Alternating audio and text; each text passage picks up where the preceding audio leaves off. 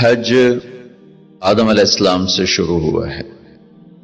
عبادات میں کوئی اجتہاد اور عقل نہیں، جیسے اللہ نے کہا ہے ویسے کرنا ہے۔ نماز اپنی عقل سے ہم معلوم نہیں کر سکتے، روزہ ہے، حج ہے۔ عبادات میں جیسے آسمان والے نے بتایا اور جیسے جناب رسول اللہ صلی اللہ علیہ وسلم نے کر کے دکھلایا، بس ہم نے وہ کرنا ہے۔ باقی چیزوں میں معاملات ہیں، زندگی کی باقی ضروریات ہیں، اس میں زمانے کے لحاظ سے سوچ بچار بھی ہے، تبدیلی بھی ہے، اجتہاد بھی ہے۔ عبادت اسے کہتے ہیں جس میں بس جو اللہ نے کہا، جو اس کے نبی نے فرمایا، کر کے دکھایا، ویسے کرنا ہے۔ ہمارے نبی پاک کا میں تھوڑا سا آپ کو مختصر خاکہ حج کا بتا دیتا ہوں۔ جناب رسول اللہ صلی اللہ تعالی علیہ وسلم نے حج کا جب اعلان فرمایا، یہ 10 ہجری، تو اطراف سے قبائل جمع ہوئے، کوئی 12,000 کا مجمع اکٹھا ہو گیا مدینہ میں۔ 25 تاریخ کو بروز ہفتہ آپ نے نماز ظہر سے پہلے غسل فرما کے 2 چادریں احرام کی نیت کے بغیر 2 چادریں باندھ، کرتا بھی اتار دیا، تہمد بھی اتار دیا۔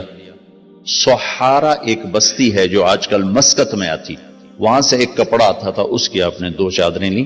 پھر آپ نے ظہر کی نماز کے بعد اپنے پورے قافلے کو لیا، ذوالحلیفہ جس کو آج کل ابیار علی کہتے ہیں، یہاں آپ نے آ کر قیام فرمایا، اور عصر، مغرب، عشاء اور فجر اور ظہر 5 نمازیں آپ نے یہاں ادا فرمائیں۔ آپ گزر رہے تھے کہ جبریل ہے کہ یا رسول اللہ، اللہ فرما رہے ہیں یہ پاک وادی ہے، یہاں آپ قیام فرمائیں۔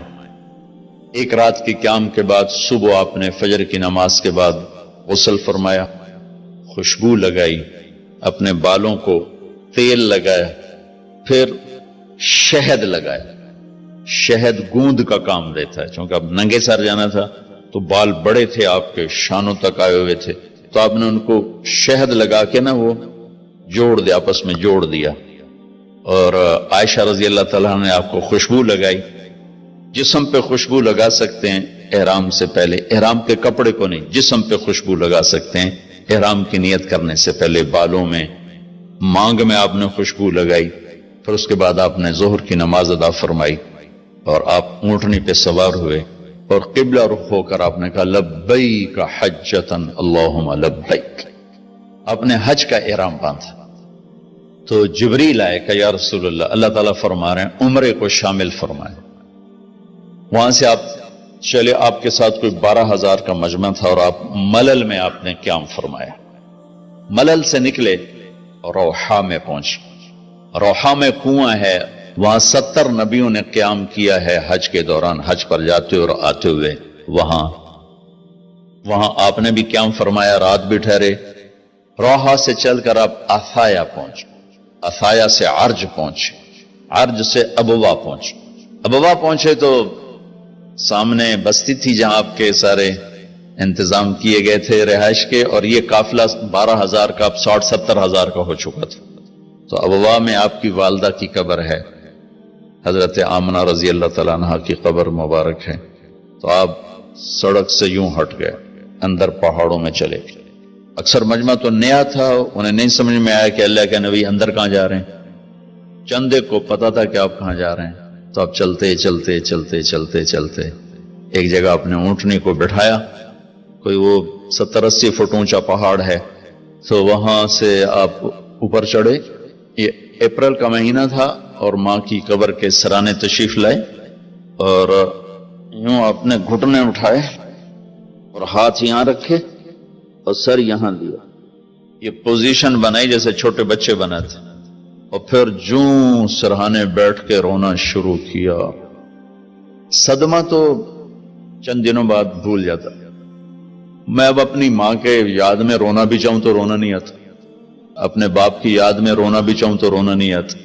اور میرے نبی کو 57 برس گزر چکے تھے ماں کے گئے ہوئے، تو وہ 57 سال پرانا درد ابھی زخم بھرا نہیں۔ آپ اس پوزیشن میں بیٹھے اور اتنا روئے اتنا روئے، کہ سارا رواں رواں آپ کا آنکھ بن کے رو رہا تھا، وہ ساری داڑھی آپ کی آنسوں سے تر ہو گئی، اور آپ نے آگے جانے سے انکار کر دیا کہ میں آج رات اپنی ماں کے پاس ٹھہروں گا۔ آپ نے رات وہیں گزاری۔ کیا رات تھی! ابواس سے چلے تو آپ عصفان پہنچے۔ عصفان تھے تو آپ نے کہا ابوبکر یہ کون سی جگہ ہے؟ کہا جو عصفان۔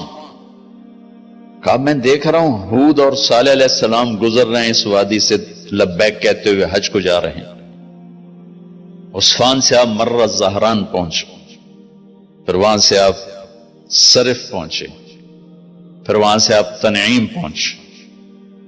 تنعیم میں آپ نے احرام کی چادروں کو تبدیل فرمایا، جو 2 چادریں مدینہ میں زیب تن فرمائی تھی، تنعیم اتار کر 2 نئی چادر اسی کپڑے کی۔ پھر مکہ کے ٹاپ سے آپ انٹر ہوئے اور بیر زی طوا کے کنویں پر آ کر آپ نے قیام فرمایا۔ یہ ہے اتوار کی رات، 25 کو چلے اور 4 کی رات کو، یہ مہینہ 29 کا تھا، تو 4 کی رات کو آپ مکے پہنچ گئے۔ اور اتوار کو صبح آپ نے غسل کیا، خالی پانی بہایا اور عمرہ کے لیے تشریف لے گئے۔ صفا مروہ کی طرف سے آپ پہنچے، بابو بنی شیبہ کے سامنے آپ نے اونٹنی کو بٹھایا تو بنو ہاشم خاندان کے بچے آ گئے، ان سب کو ملے، کئیوں کو اونٹنی پہ بٹھا لیا، کئیوں کو پیار کیا، گلے لگایا، پھر ان سب سے ہو کر بابو بنی شیبہ، یہ بابو بنی عبد مناف تھا، آپ کے خاندان کا دروازہ تھا، اس سے آپ انٹر ہوئے، اور جب آپ فارغ ہوئے تو بابو بنی مخزوم سے آپ باہر نکلے۔ آپ نے جاتے ہی حجر اسود کا بوسہ لیا، پھر سجدہ کیا، پھر بوسہ لیا، پھر سجدہ کیا، پھر بوسہ لیا، پھر سجدہ کیا، پھر آپ رونے لگے، بہت روئے۔ اس کے بعد آپ طواف شروع فرمائے۔ تیسرے یا چوتھے چکر میں آپ نے پانی بھی پیا، اور حضرت عمر سے فرمایا کہ عمر حجر اسود کے بوسے پہ لڑائی نہ کرنا، جگہ ملے تو لے لینا، جھگڑا نہ کرنا، جیسے ہمارے نادانی میں لوگ وہاں عورتیں بھی ایسی حماقت کرتی ہیں کہ ایک سنت عمل کے لیے فرض چھوڑ دیتے کہ مرد عورت کا یوں آپس میں اختلاط، یہ اس سے بچنا فرض ہے، اور وہ ایک سنت کے لیے گھس رہی، اور لڑائی جھگڑے فساد، قریب بھی نہیں جانا چاہیے۔ اللہ کے نبی نے استلام کیا، جب رش ہو گیا تو آپ کے پاس ایک لکڑی تھی، وہ دور سے یوں لکڑی کو لگا کر اور اس کا بوسہ لے لے۔ پہلا آپ نے بوسہ لیا، اس کے بعد رش ہو گیا تو پھر آپ نے ہر دفعہ بوسہ میں ایک دفعہ بوسہ لیا، اس کے بعد آپ کے پاس ایک لکڑی تھی، اس لکڑی کو آپ یوں چھوتے تھے اور حجر اسود کو، اور اس کا بوسہ لے لیتے تھے۔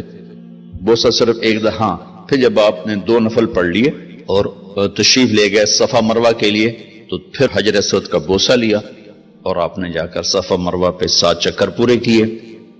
بعض روایت میں ہے کہ 3 چکر پیدل کیے، پھر مجمع زیادہ ہو گیا تو 4 اونٹنی پر بیٹھ کر گیا تاکہ لوگ دیکھ لیں۔